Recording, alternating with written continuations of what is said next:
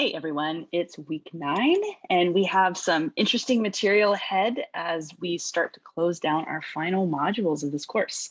So I am excited to dive into this material with you. So this week we are starting with videos from Dr. Kenneth Wong, who's the clinical psychology professor at Fuller.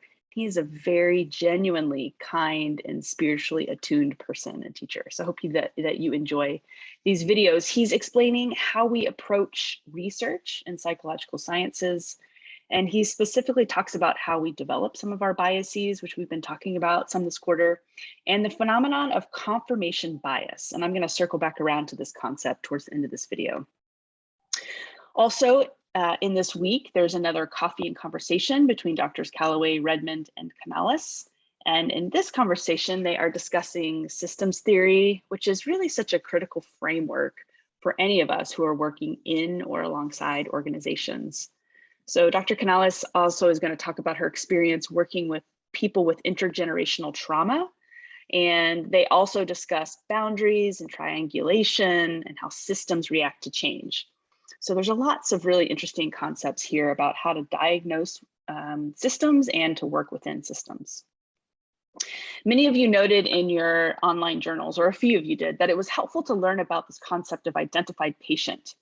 It's a family systems concept that when issues emerge in a system, that seem that they're tied to an individual, it's usually not about that individual's issues per se, but it's connected to a larger systemic issues. And a good way to think about this is actually the little light that goes on in your car, the indicator light that comes on when there's something that's wrong in your car. The indicator light is actually not the problem, but it's pointing towards something in the whole system that's not working. So it gets your full attention. And in fact, the indicator light, the person who's an identified patient, sometimes, not always, is the healthiest person in the system, but they're able to give voice and to help people notice that there's other places of toxicity in the system. You'll be reading the second half of Friedman's book. And in this part, you are looking at applying systems theory to ministry settings. There's lots of practical tips and examples here. Our practice this week is AWE, A-W-E, awe, and going on an awe walk. And I'll talk about that here in a second.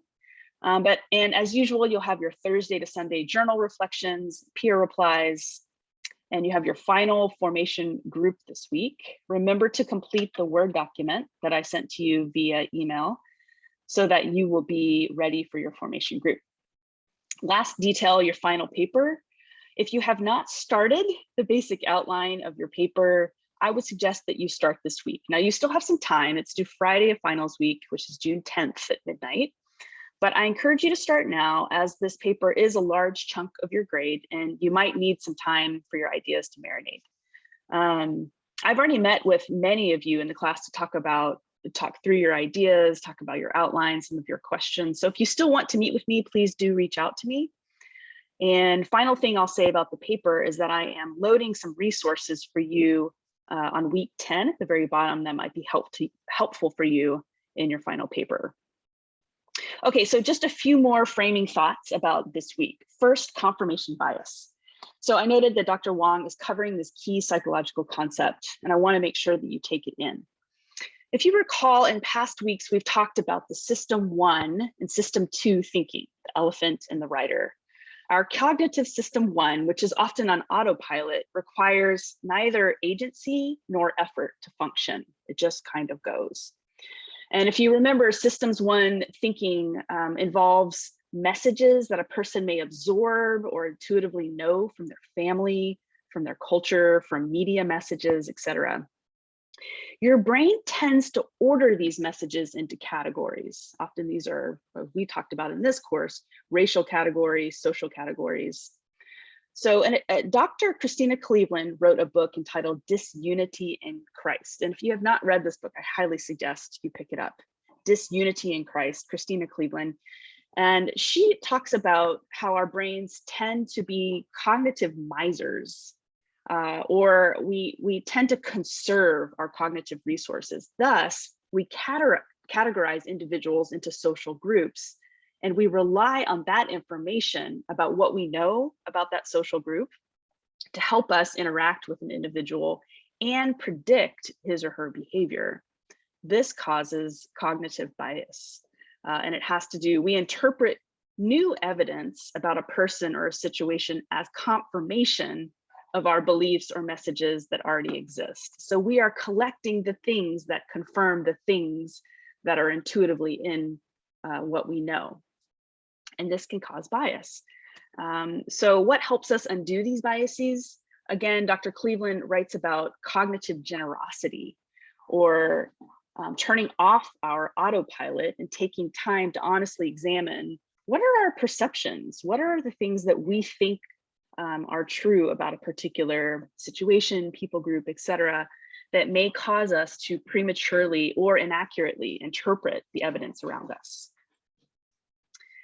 Next, a bit about empathy. So both weeks 8 and 9, we've been reflecting on empathy as we think about dynamical systems in our faith communities, our families of origin, and extended now into the world.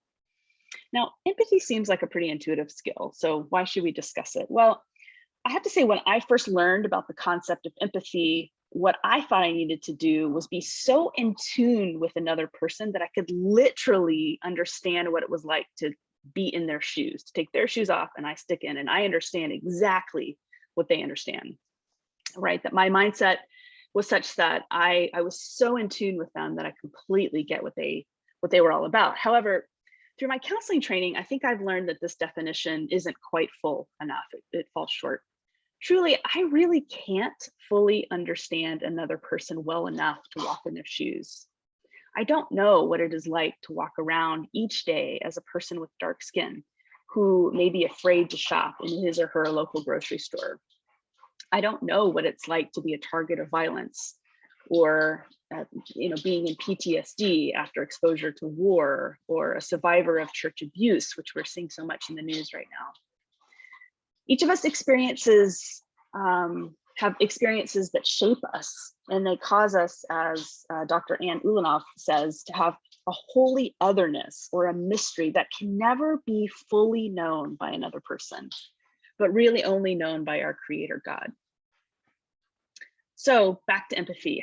To practice empathy, you don't need to have had that same experience as the other person or fully understand what it is like to be that person, but rather empathy is building skills to respond to the emotion that's underlying a person's experience. We practice empathy by helping another feel seen or heard, by recognizing and naming the emotion underneath their experience, which creates connection and helps people feel felt by you. In empathy, it's key to listen fully to the other, and this is hard, I do this all the time, without focusing on what you're going to say next or focusing on yourself, right? You're attuning to yourself, but you're not trying to form the sentence that you will say back to the person. You're attuning to what they're saying completely. And one thing I want to say in response to this is that all of us can extend empathy regardless if we have therapeutic training or not. There are many moments in life where spiritual support and prayer are adequate for someone. We know that everyone could benefit from therapy, but not everyone needs to go to therapy. So for those of us who are not trained, we can offer that spiritual support and prayer, because people first need to be seen, heard, and cared for. And many of us who work with people can do this. Empathy is the greatest combatant of shame. Pastoral counseling and extending empathy happens all the time. It can happen in the foyer, over coffee, in a parking lot, in a gym.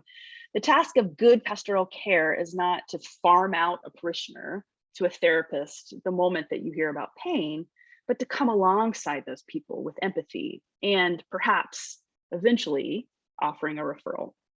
Again, I would encourage you to watch the video When to Refer that I put again in the end of week 10 to think through this concept.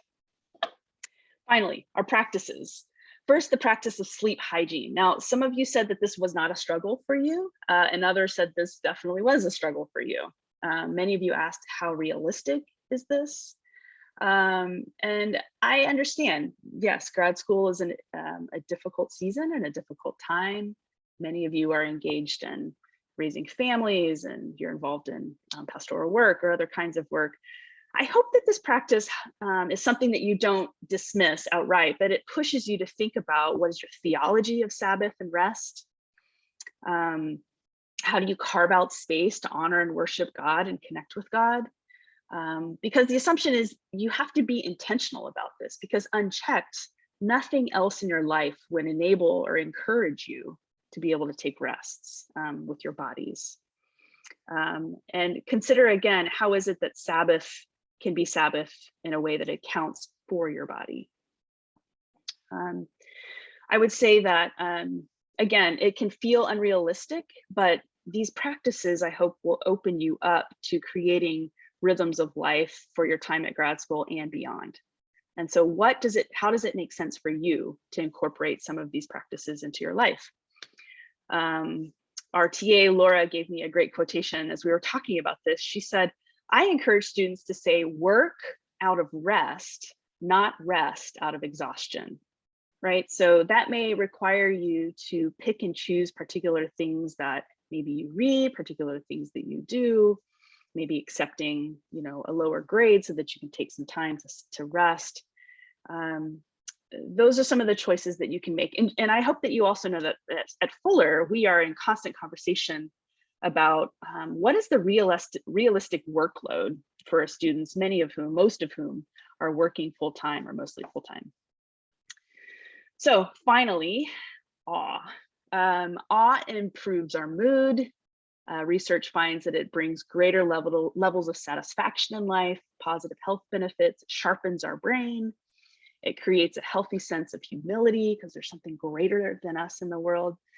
Awe is looking at something that fascinates me. It's immersing yourself in the wonder and awe of something that you can't explain, the wonder of fractals or the various kinds of green that you can see in your line of sight, which I'm looking at right now, or the architecture of buildings.